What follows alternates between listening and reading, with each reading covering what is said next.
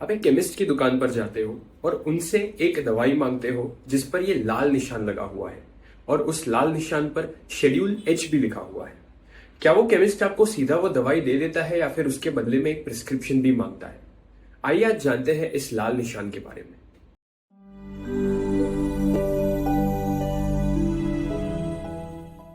असल में अगर आप इस निशान को देखो तो इस पर लिखा हुआ है not to be sold without the prescription of a registered medical practitioner. इन्हें आम भाषा में प्रिस्क्रिप्शन ड्रग्स कहा जाता है और इसका उल्टा होता है ओटीसी ड्रग्स यानी कि ओवर द काउंटर ड्रग्स। और ये ओवर द काउंटर ड्रग्स को किसी भी केमिस्ट द्वारा बिना प्रिस्क्रिप्शन के ऐसे ही बेचा जा सकता है। एग्जाम्पल के तौर पर मानिए आपको सिरदर्द होना शुरू हुआ और इसके लिए आप फार्मेसी में गए और उनसे एक सिरदर्द की दवाई मांगी। इसके लिए यूजुअली केमिस्ट आपको पैरासिटामोल नाम की एक दवाई देगा। अब इस दवाई के लिए कोई भी प्रिस्क्रिप्शन होना जरूरी नहीं है, केमिस्ट ऐसे ही उन्हें बेच सकता है। लेकिन लेट से आपको एक इन्फेक्शन है और आप फार्मेसी में जाकर अपने हिसाब से उससे एक एंटीबायोटिक मांगते हो, तो इस केस में केमिस्ट आपको बिना प्रिस्क्रिप्शन के एंटीबायोटिक नहीं दे सकता। अब सवाल ये आता है कि कुछ दवाइयों के लिए प्रिस्क्रिप्शन होना बेहद जरूरी है लेकिन बाकी की दवाइयां ऐसे ही बेची जा सकती है। ऐसा है क्यों? इसके लिए हम ये पेपर देखेंगे।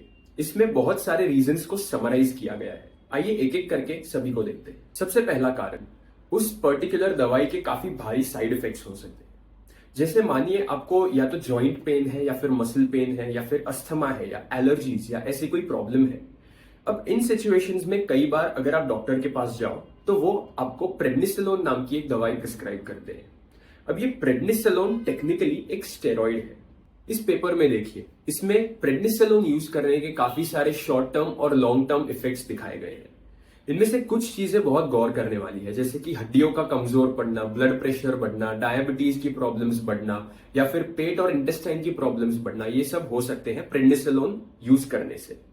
तो इन केसेस में जब प्रेडनिसोलोन प्रिस्क्राइब किया जाएगा आपको डॉक्टर के द्वारा, तभी वही डॉक्टर आपको साथ ही साथ बहुत सारे और मेडिसिन भी प्रिस्क्राइब कर सकता है, जैसे कि कैल्शियम सप्लीमेंट्स, ब्लड प्रेशर की दवाइयां, डायबिटीज की दवाइयां या फिर पेट और इंटेस्टाइन यानी कि गैस्ट्रोइंटेस्टिनल ट्रैक्ट की दवाइयां। ये सब साथ में प्रिस्क्राइब किया जा सकता है ताकि इन साइड इफेक्ट्स को भी कंट्रोल किया जा सके। सिर्फ शेड्यूल एच ड्रग्स ही नहीं बल्कि बहुत सारे और भी ऐसे ड्रग्स हैं जो ओटीसी के कैटेगरी में आते हैं, लेकिन फिर भी उनके बहुत खराब साइड इफेक्ट्स हो सकते हैं अगर बहुत ज्यादा डोजेस में लिया जाए उन्हें। जैसे इस पेपर में देखिए, एसिटामिनोफेन यानी कि पैरासिटामोल का जो दूसरा नाम है, उसे भी ज्यादा डोजेस में लेने से लिवर पर बहुत खराब साइड इफेक्ट्स पड़ सकते हैं। कुछ ऐसी भी दवाइयां हैं जिन्हें अगर ज्यादा डोजेस में लिया जाए तो वो आपके लिए फेटल यानी जानलेवा भी हो सकती है। लेकिन that is besides the point for now. दूसरा रीजन, एंटीबायोटिक रेजिस्टेंट इन्फेक्शंस। आपने कई बार डॉक्टर्स को कहते हुए सुना होगा जब वो एंटीबायोटिक प्रिस्क्राइब करते हैं जैसे कि एजिथ्रोमाइसिन या अमोक्सिसिलिन, तब आपने उन्हें ये कहते हुए बहुत बार सुना होगा कि पूरा डोज कंप्लीट जरूर करना। अगर 2-3 दिन में भी अच्छा महसूस होना शुरू हो जाए तो भी बीच से दवाई को छोड़ना मत। डॉक्टर्स का ये कहने का कारण यही है कि कई बार ऐसा होता है कि पेशेंट को 2-3 दिनों में एंटीबायोटिक्स लेने पर अच्छा महसूस होना शुरू हो जाता है, लेकिन फिर भी बॉडी में बचे कुचे जो बैक्टीरिया होते हैं उन्हें मारना जरूरी है। लेट्स से वो पेशेंट ने बीच में से कोर्स छोड़ दिया यानी कि 2-3 दिनों बाद एंटीबायोटिक लेना छोड़ दिया। उस वजह से क्या होगा, वो जो बचे कुचे बैक्टीरिया रह जाएंगे वो वापस मल्टीप्लाई करना शुरू कर सकते हैं क्योंकि उन्हें मारा नहीं गया पूरी तरीके से। तो इस वजह से चांसेस है कि जो नए बैक्टीरिया प्रोड्यूस होंगे वो आपकी पहले की जो दवाई थी उससे कंप्लीटली रेजिस्टेंट होंगे, यानी कि पहले की दवाई का कोई भी असर नहीं पड़ेगा उन बैक्टीरिया। इसी वजह से ऐसी जो दवाइयां होती है जैसे एंटीबायोटिक्स, उन्हें भी शेड्यूल एच में इंक्लूड किया गया है ताकि कोई भी पेशेंट अपने हिसाब से 2-3 दिन में लेकर वो दवाई ना छोड़ दे और ज्यादा से ज्यादा रेजिस्टेंट बैक्टीरिया प्रोड्यूस ना हो पाए। तीसरा रीजन, हैबिट फॉर्मेशन या फिर एडिक्शन के चांसेस। आपने मार्केट में एक सिरप का नाम सुना होगा जिसमें कोडीन प्रेजेंट होता है। कोडीन ड्रग है, लेकिन आपने जो नाम सुना होगा वो होगा टॉसेक्स या विंजारेक्स नाम की सिरप्स। अब ये सिरप्स में जो कोडीन होता है वो वैसे तो कफ के लिए ही होता है, लेकिन आपने अगर ध्यान से देखा होगा तो कोडीन बाकी की जो नार्कोटिक एनाल्जेसिक दवाइयां हैं उसमें भी प्रेजेंट होता है।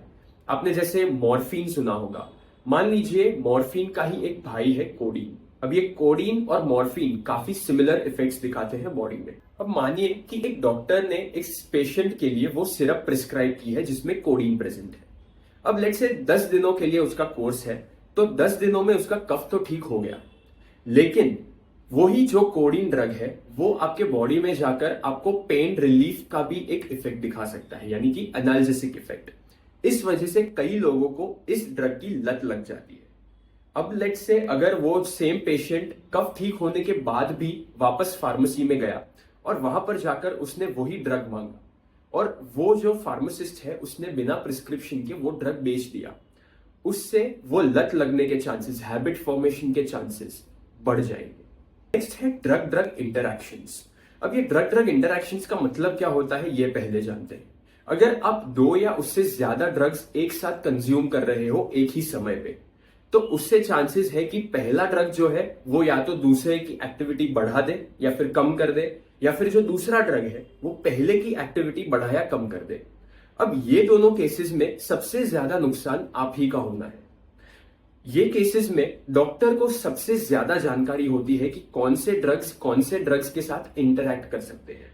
इस वजह से ऐसे जो ड्रग्स होते हैं जिनका इंटरैक्शन का चांसेस ज्यादा होता है उन्हें भी शेड्यूल एच में रखा जाता है। अब ये जो बिना प्रिस्क्रिप्शन के शेड्यूल एच के ड्रग्स बेचे जाते हैं आजकल, वो एक बहुत कॉमन प्रॉब्लम हो गई है। जैसे आप डॉक्टर बी एम मित्तल की ये बुक में देख सकते हैं, जो भी मेंशन्ड ड्रग्स है शेड्यूल एच के अंदर, वो आप रिकॉग्नाइज करोगे कि कितने कॉमनली हम रोजाना में यूज करते हैं।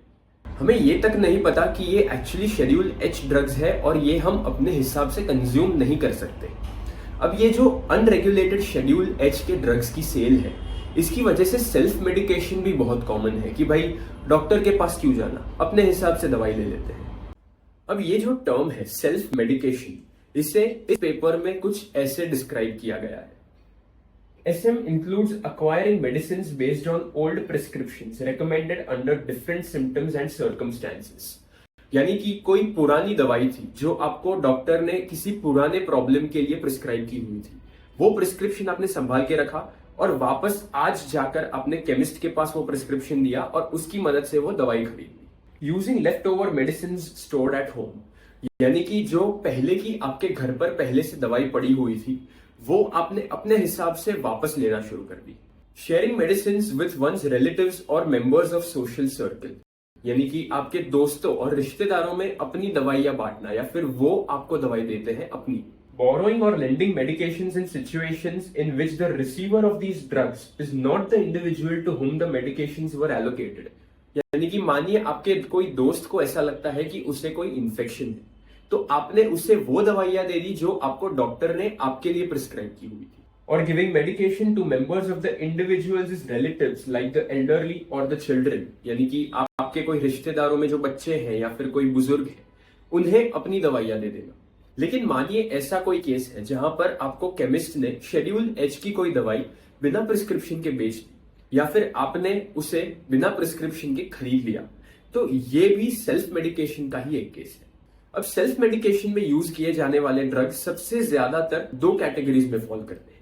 सबसे पहले है एंटीबायोटिक्स, यानी कि जो इन्फेक्शन के लिए ड्रग्स होते हैं वो, और दूसरे है एनाल्जेसिक्स, यानी कि जो पेन किलर्स होते हैं वो। अब सेल्फ मेडिकेशन कई सारे देशों में एक बहुत ही कॉमन प्रॉब्लम है। सभी देशों में आपको कुछ हद तक सेल्फ मेडिकेशन देखने जरूर मिलता है। इस पेपर को देखिए, इसमें सेल्फ मेडिकेशन के कई सारे कारणों को समराइज किया गया है एक रिसर्च के बेसिस पे। इसमें सबसे ज्यादा स्टैंड आउट करने वाली 2 चीजें हैं। सबसे पहली है एडवाइस ऑफ फार्मासिस्ट और सेकेंड चीज जो है वो है इजी अवेलेबिलिटी ऑफ ड्रग्स। ये दोनों फैक्टर्स शेड्यूल एच को कंप्लीटली कॉन्ट्राडिक्ट करते हैं। अब यहां सवाल यह आता है कि ये जो प्रॉब्लम है जिसमें सेल्फ मेडिकेशन और unregulated sale of schedule H drugs involve है, इसे सॉल्व कैसे किया जाए। अब करने को तो काफी कुछ किया जा सकता है, जैसे कि ज्यादा से ज्यादा हेल्थ केयर सेंटर्स खोलना या फिर ज्यादा स्ट्रिक्ट तरीके से हमारे जो लॉज है उन्हें एनफोर्स करना, या फिर ज्यादा से ज्यादा अफोर्डेबल प्राइसेस पे हेल्थ चेकअप अवेलेबल करवाना या अवेयरनेस कैंपेन्स चलाना। लेकिन ये सब चीजें जो है वो गवर्नमेंट लेवल पे की जा सकती है। लेकिन अगर आपको यहाँ पर एक इमीडिएट इफेक्ट चाहिए तो इसके लिए आपको कुछ चीजें इंडिविजुअल लेवल पर करना भी जरूरी है।